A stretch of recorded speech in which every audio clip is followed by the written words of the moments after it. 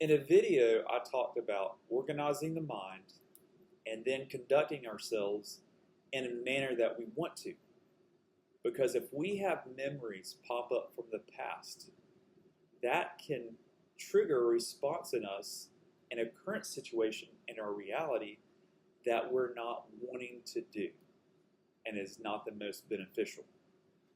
So, how do you step into being the person that you want to be in high stress situations without the past affecting you, without your imagination running wild, but being present in that moment and acknowledging what's going on and choosing this is how I want to act in this moment? Because you are the lead character in your life. Believe it or not. That means you can be an action adventure dude, gal. You can be a philosopher. You can be a gamer. You can be all of it. And there's many, many more things. But you are the main character of your life, so why not create a character that you truly want to be and inhabit? And use your imagination to create who you want to be instead of letting your past have created who you're going to be and then live in just severe disappointment of not being the person you want to be. Well, I've heard it said that we are just an accumulation of the events in our life. Yes, that is true until you are aware. And when you become aware, you can change the programming in your brain because your brain will shift and morph as it needs to. Let's say your reactions or the way you are, there's a million different reactions programmed into your brain. Just a ton of reactions. And let's say each one of them is a little highway that runs through your brain where the energy goes up and then it hits this process and then the energy goes out, i.e. in your words, in your movements, in your thoughts. And if it does this over and over and over, it creates a pathway that's very, very strong. And you don't even have to think about your response. Let's take a soldier, for example. A soldier sinks to their highest level of training. So they will train in one thing over and over and over. So that way, one day when they do hear, let's say, a grenade or they hear rounds incoming, their training will take over. They don't have to think about responding. Their training has been programmed in on that neural pathway. Okay, you pull your rifle up, you look down the sight, you aim, you engage, you look for a target, you engage. You hear this sound, you release, reload, come back up, repeat. Rinse and repeat until the opposing threat is not there anymore. And let's say that's for an infantryman, or it could be for a numerous amount of tasks that are laid out there. Let's say it's for a trucker. They hear a tire blow, and it's raining, and there's a storm. Well, they've done it so many times, they get out, and they just go through the motions of changing the tire because it's programmed in from training over and over and over. We need to take that and apply it to our personal life, but you start the programming in a very methodical manner. And you have to actually want it because it's now your spirit doing the training from the inside out versus your training coming from the outside in of the world saying, this is how we want this person to be. When you are an individual and you should be able to choose how you live your life and how you conduct yourself within morality. I believe that is very important. But you should not be a character that the world has made. Because people will put you in a box to maintain that character, to validate themselves. It's a vicious cycle. How do you go in and choose mechanically how you want to be? I suggest you start out with a character sheet and a symbol. Follow me on this. You write out on your character sheet everything you want to be. how you want to be, and your morality, the way you think, the way you act, the way you respond. The more detailed, the better. And you don't have to just do it once. You can have this sheet and add on to it as long as you want. The reason you have a symbol, though, is every time you read this character sheet, you look at that symbol before you read it. And then after you read it, your character sheet, you look at that symbol again. And it needs to be a circle with some meaning in it. You come up with a symbol. The simpler, the better. The more original, the more effective.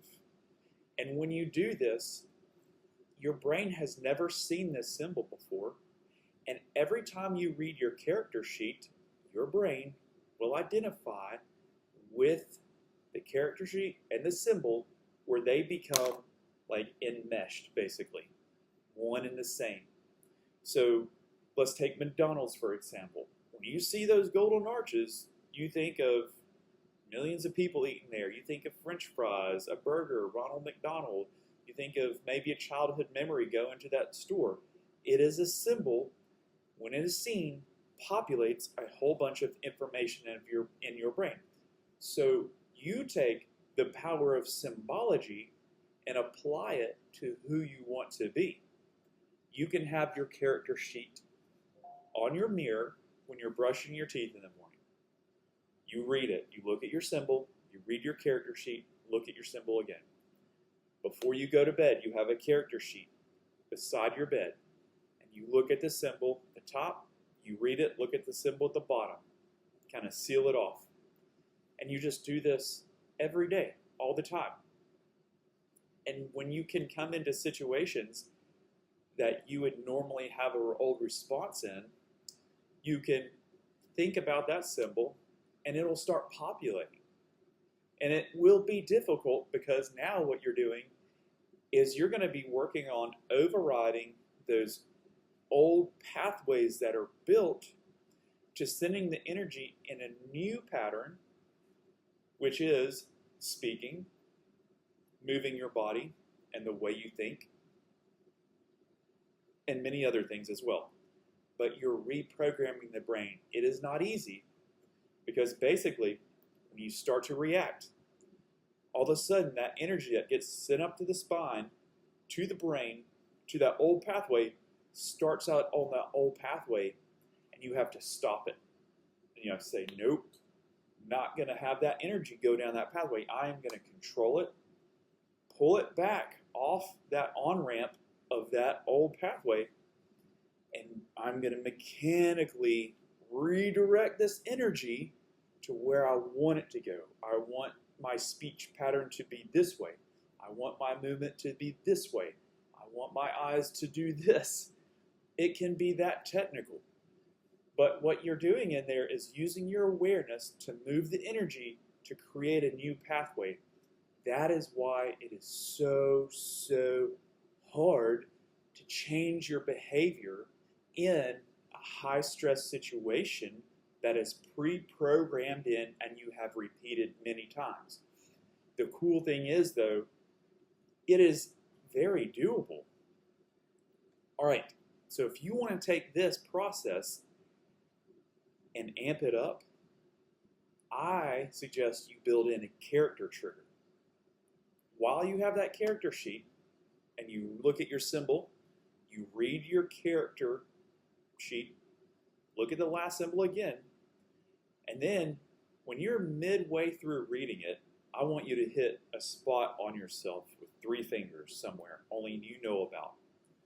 What this is going to do, your body will associate those taps with that character list that you're reading out, the character sheet, and with that symbol. This is going to develop an energetic loop.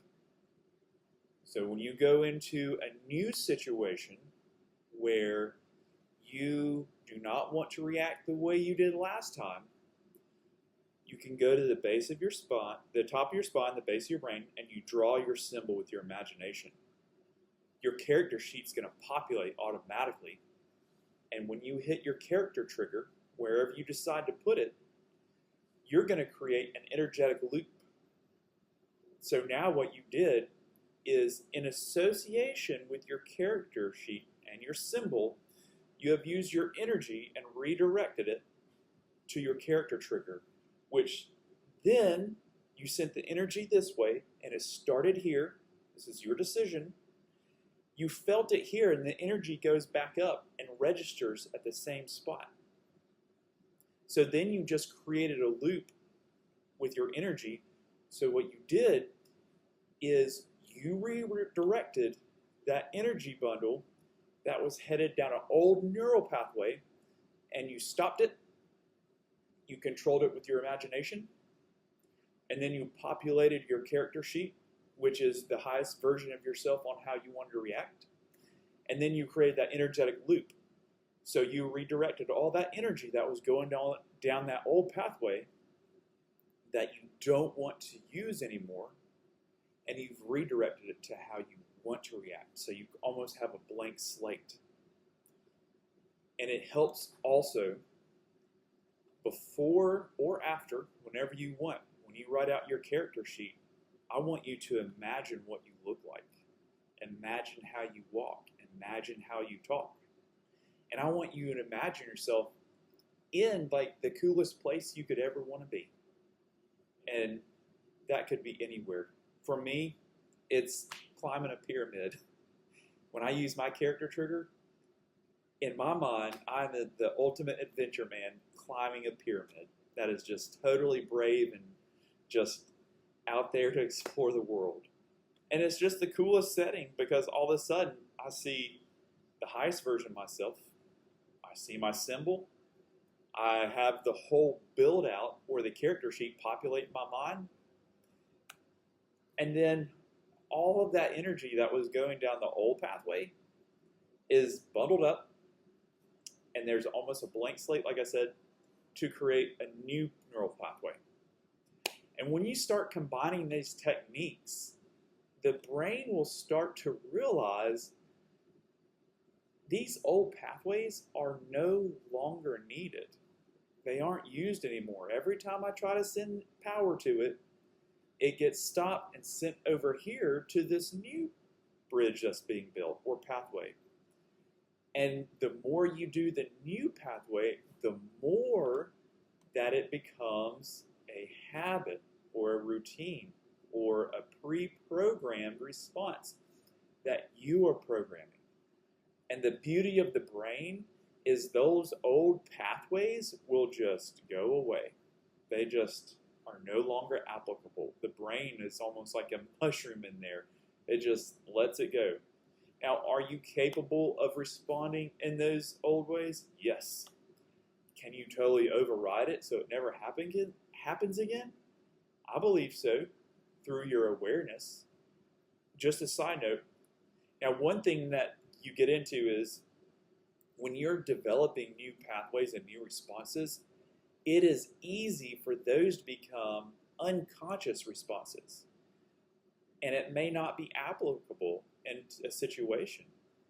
So like the core of this whole process is being conscious of your actions and what you're doing. So you don't want to build in new processes or responses that you become unconscious to. Just a little food for thought there. If you want to take this process a step further, I highly suggest you exercising. Why?